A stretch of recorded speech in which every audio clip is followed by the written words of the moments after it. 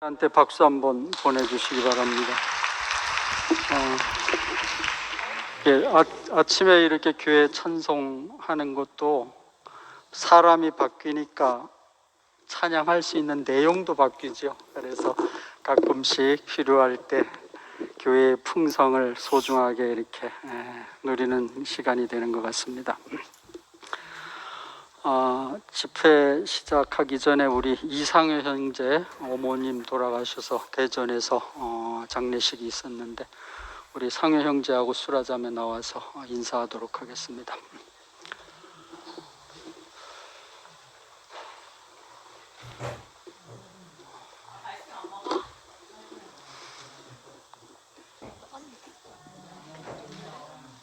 안녕하십니까.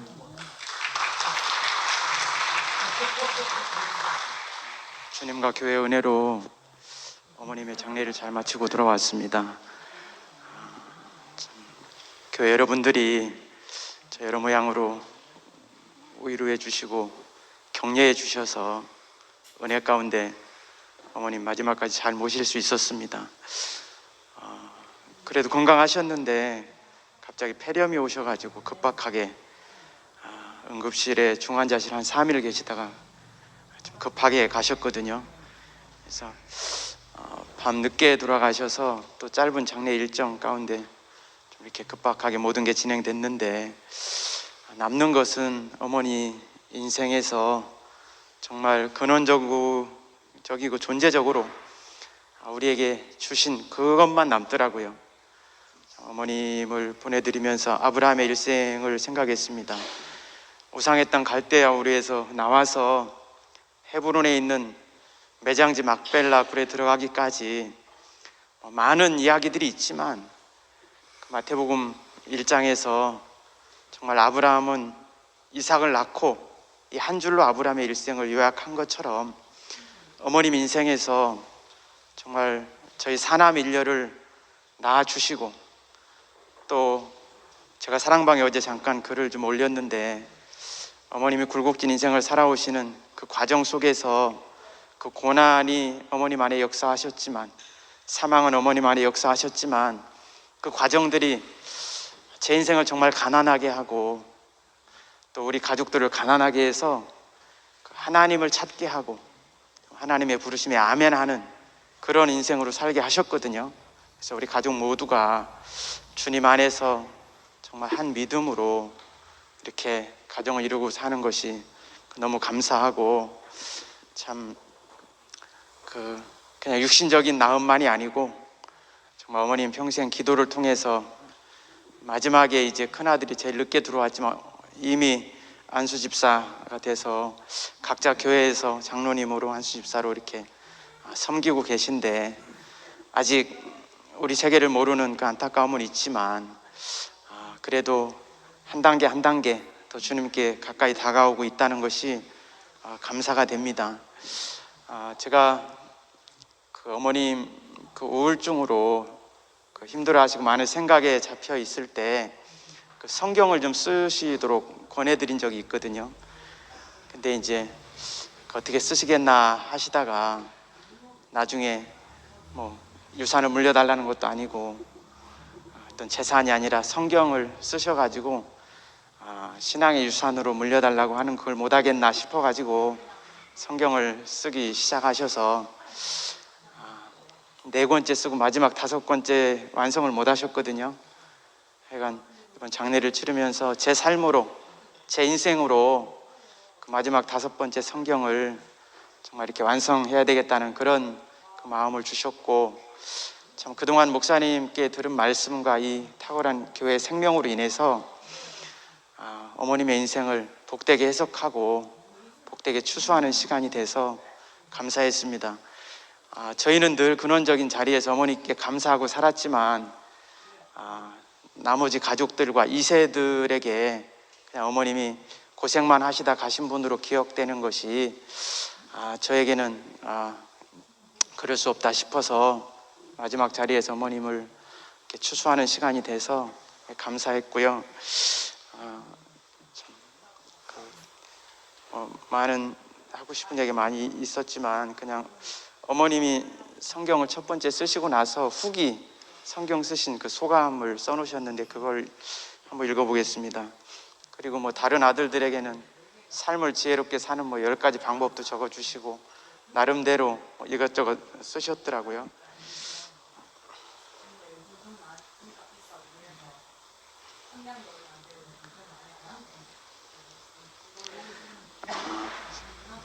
성경을 옮겨 쓰고 나서 하나님 말씀 읽기만 할 때보다 더욱 은혜가 되고 재미있었습니다. 처음 성경 쓰게 된 원인은 하나님의 종된 셋째 아들이 권하였습니다. 성경 쓰면 잡념도 없어지고 병도 나은 사람이 있다고 하며 하나님의 말씀을 써서 자손들에게 신앙의 유산으로 물려주라 했지요. 나는 처음 받아들이지 않고 그 작은 글씨의 성경책을 내가 어떻게 쓸 수 있냐 했습니다. 아들은 신약 한 권 써서 복사해서 주라 했습니다. 자녀 5남매, 그러나 나는 쓸 생각을 못했습니다. 그런데 어느 날 재산은 없어 자녀들에게 못 주지만 신앙의 유산으로 달라 하는데 한번 써보자 하는 생각에 쓰기로 결심한 후 1996년 음력 1월 17일부터 밤부터 양력 3월 6일 성경 신약 쓰기 시작했습니다. 쓰다 보니 마음에 은혜가 되고 기쁜 마음이 들어 신약 한 권 쓰고 나니 기왕이면 자필로 5권을 써서 한 권씩 주기로 결심하고 부지런히 시간만 있으면 쓰고 있습니다. 새벽에 교회 다녀와서 말씀을 새벽마다 저녁마다 쓰지요. 과연 내가 5권을 다 쓸 수 있을까 하는 생각도 듭니다. 읽기만 할 때보다 한자 한자 옮겨 쓸 때 은혜가 되며 기쁜 마음이 듭니다. 하나님의 말씀은 참으로 살아있고 운동력이 있습니다. 1997년 5월 25일 새벽 6시 30분 이렇게 쓰셨고요. 삶을 지혜롭게 사는 10가지 방법 중에 마지막이 제 안에 깊이 이렇게 와닿는데 입력이 많아야 출력이 많을 수밖에 없으니 많이 보고 많이 듣고 생각하자 이렇게 10번째 써놓으셨더라고요. 그것을 목사님 말씀으로 바꾸면 십자가에 못 박혀 내려올 수 없는 그 예수의 운명을 깊이 보고 그 말씀을 더 깊이 듣고 그 말씀을 더 깊이 묵상하라는 그런 말씀으로 저는 이해를 했습니다. 하여간 그 운명을 더 깊이 보고 그 안에서 정말 어머님이 못다 하신 그 삶을 제 삶으로 유중하면서 살기를 소망합니다. 감사합니다.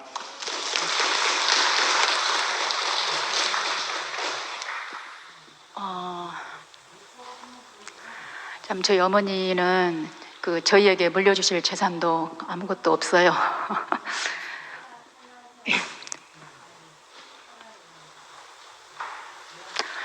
그런데 5 자녀들에게 다섯 자녀들을 위해서 끊임없이 기도하셨고 열심히 그 주를 섬기신 그 어머니신데 참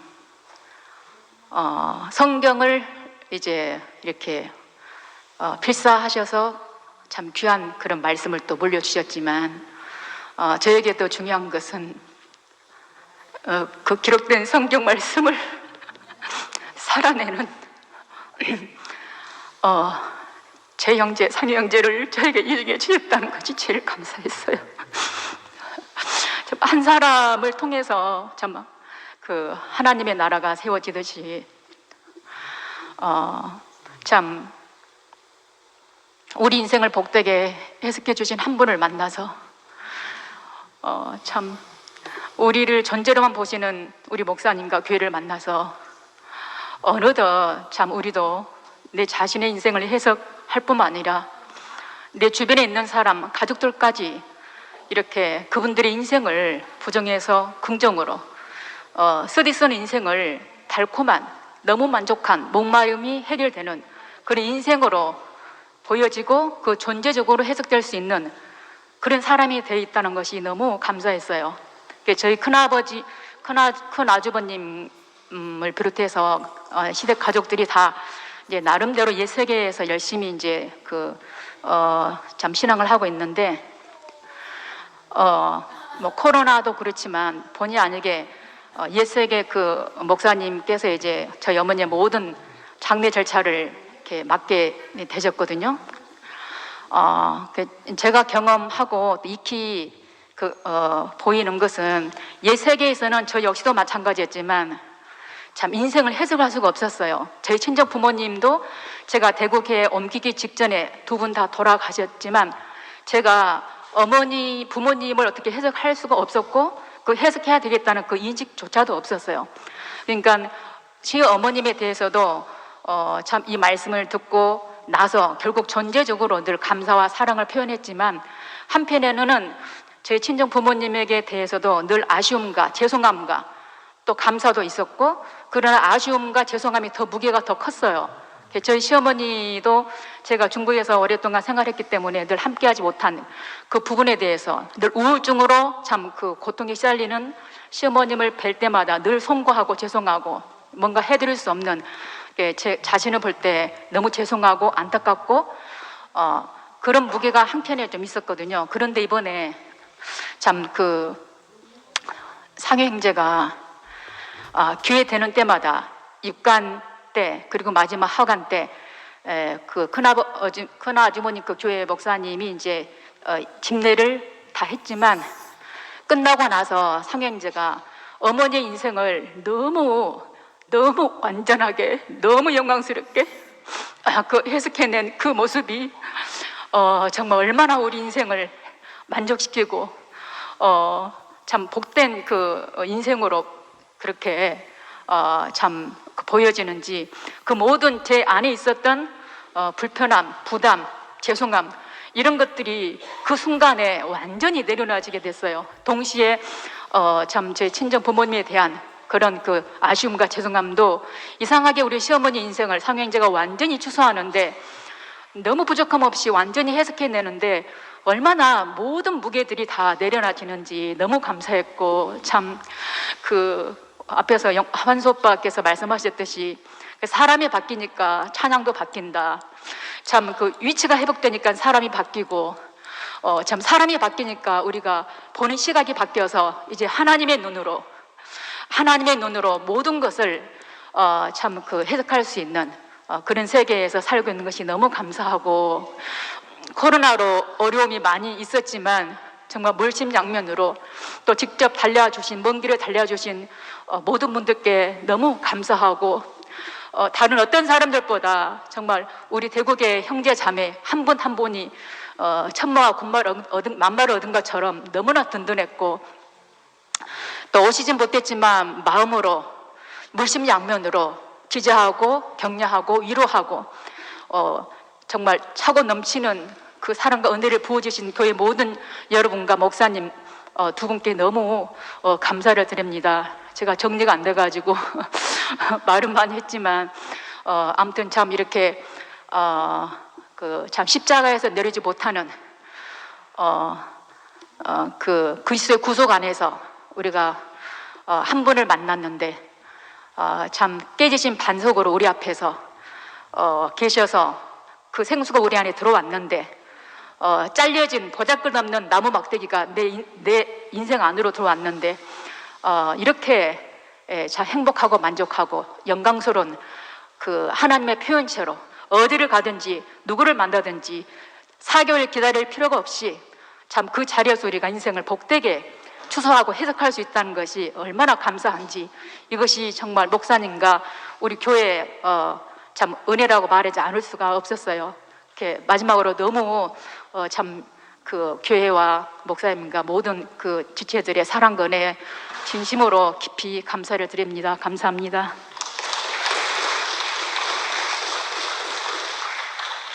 네, 안녕하세요. 양문의 이신문입니다. 이번에 할머니 장례식을 치르게 되었는데요. 제가 성인이 된 이후에 처음으로 정식으로 치르는 가족 장례식이었습니다. 그래서 상복도 처음 입어보았는데요. 장례식을 치르면서 여러 가지 많은 것을 느끼게 되었습니다.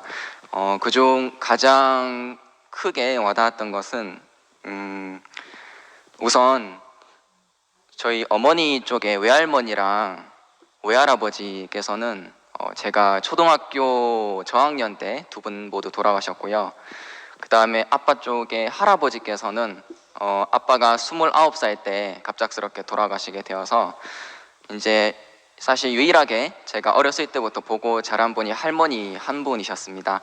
그런데 이제 저희가 중국에 있다 보니까 자주 찾아뵙지도 못하고 또 한국에 돌아와서도 공부하느라 바쁘다는 핑계로 자주 잘 찾아뵙지 못했어요.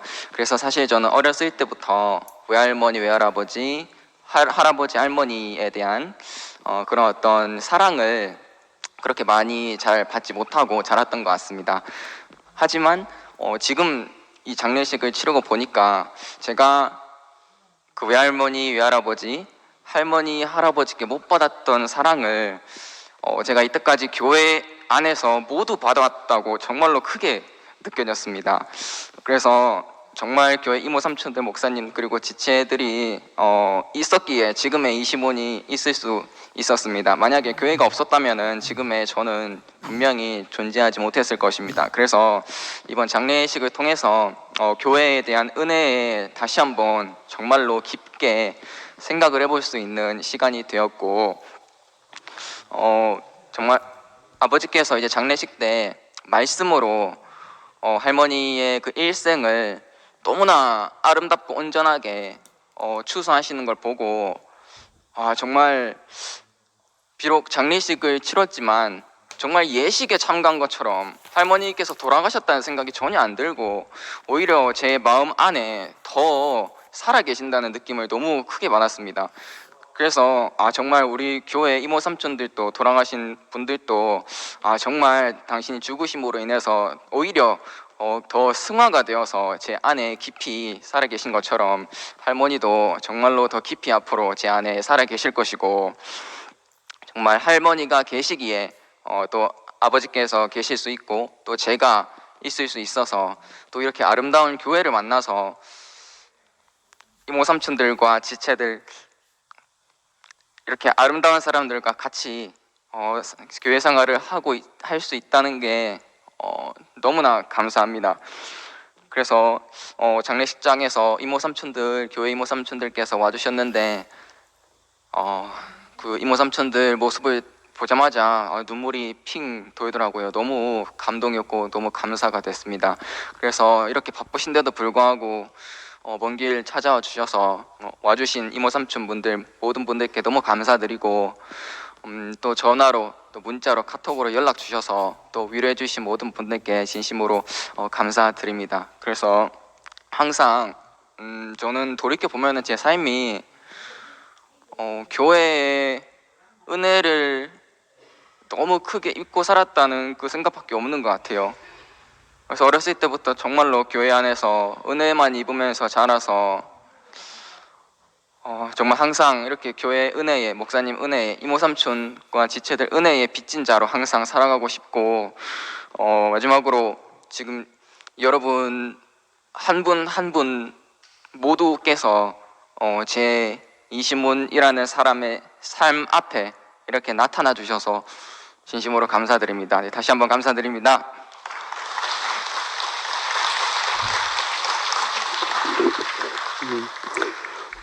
좀 그 인사가 길어졌지만 대륙에 있는 형제 자매들이 같이 이 장면을 공유할 것 같아서 같이 누려봤습니다. 그리고 우리 수녀비하고 현겸이가 신혼여행을 갔다 와서 인사를 하겠다 하는데 우리 첫 단추를 어찌 잘 끼우고 왔는지 들어보도록 하겠습니다.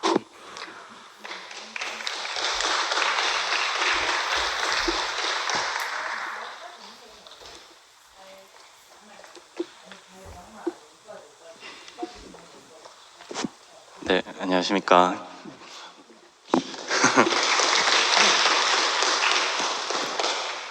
일단 지난주 토요일 날 결혼식을 잘 치르고 왔는데 이제 다음 날 일요일 날 원래 교회를 가려고 했는데 다리가 너무 아프더라고요. 오래 서 있어가지고 다리가 아파가지고 이제 교회 못 가겠다 해가지고 못 갔는데 저희 지난주 일요일에 저희 부모님이랑 그 이제 부모님 나와서 얘기를 하기를 뭐 저는 애초에 경주에 경자도 안 꺼냈는데 경주에 갔다고 또 신혼여행도 가 있다고 신혼여행 아직 안 갔고요. 23일 날 이제 제주도로 가기로 했는데 이제 그 전에 왜냐하면은 아직 대학원생이고 그 시험이 아직 시험 기간이어가지고 이제 그때로 가는데 지난주에 이상하게 전달 의사소통에서 문제가 있었는지 이제 갑자기 경주가 있는 사람이 돼가지고 아무튼 그거는 정정해드리고 싶었고요.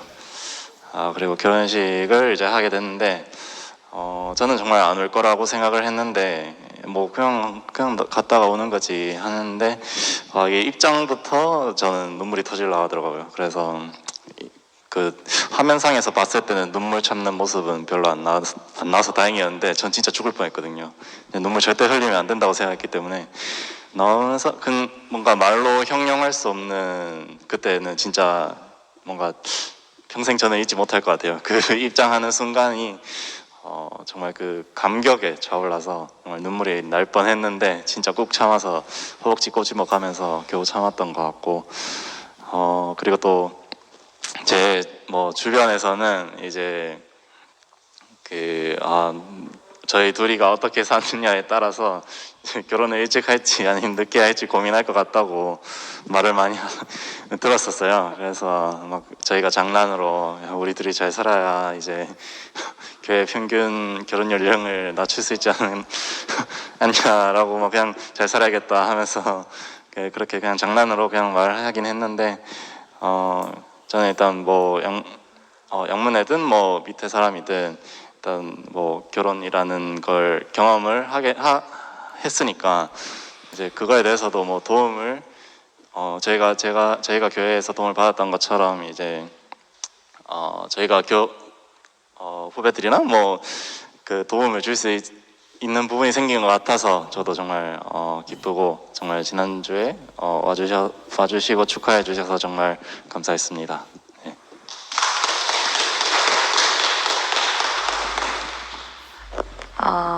저는 저희 둘이 준비했으면 결혼식을 하기도 너무 힘들었고 끝나도 너무 힘들었을 것 같은데 교회 안에서 다 같이 준비하고 많이 도와주셔서 너무 즐겁게 또 은혜롭게 결혼식을 마무리하게 된 것 같아서 너무 감사하고 결혼식을 한다고 이제 이모 삼촌들을 뵙고 목사님도 뵙고 하면서 제가 누구 앞에 있어야 하는지, 누구와 함께 살아야 하는지, 어떤 말씀을 듣고 살아야 하는지에 대한 생각이 조금 더 명확해지면서 늘 이제는 부부로서 말씀 앞에서 말씀을 들으며 사는 그런 부부가 되겠습니다.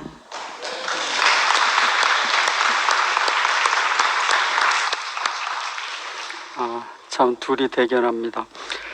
이어서 우리 그 양문의 우리 김유영 자매 나와서 인사하도록 하겠습니다. 우리 유영이 누군지 아시죠?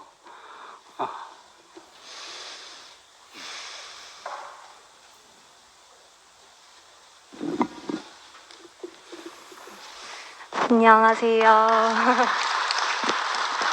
김경자 자매 손녀고 김기범 형제 장현정 자매 딸인 김유영입니다. 네.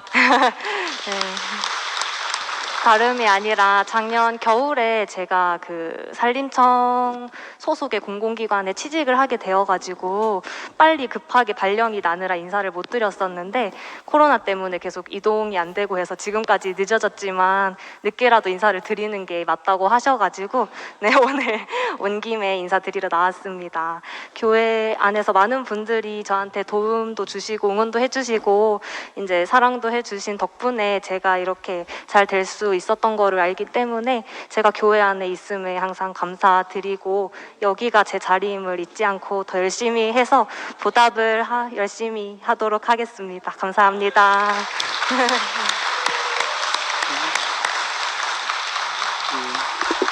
우리 양문의 형제 자매들의 미래를 보는 것 같아서 아주 가슴이 뜨거워집니다.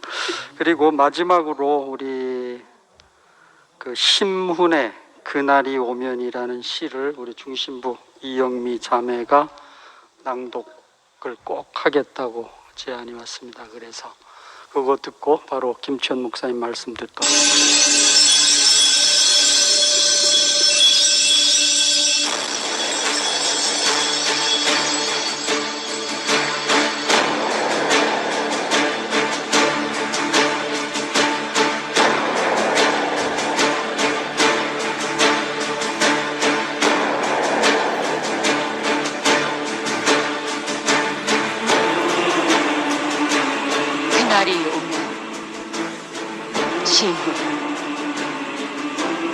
그날이 오면 시인 그날이 오면 삼각산이 두둥실 춤이라도 추고 한강물에 뒤집혀 용소 숨칠 그날이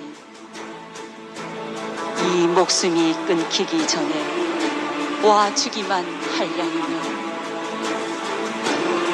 나는 밤하늘을 나르는 까마귀와 같이 종로의 임경을 머리로 들이받아 울리오리다.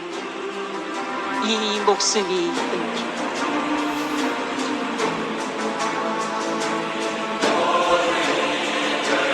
두개골은 깨어져 산산조각이 나고 기뻐서 죽싸움에 오히려 무슨 한이 남으오리까.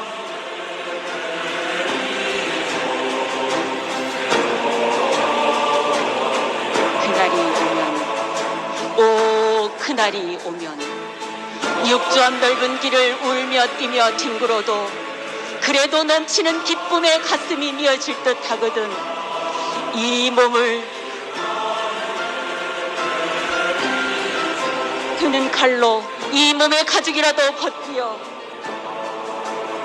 커다란 북을 만들어 여러분의 행렬에 앞장을 서오리다. 우렁찬 그 소리를 한 번이라도 듣기만 하면 그 자리에 거꾸러져도 눈을 감겠소이다.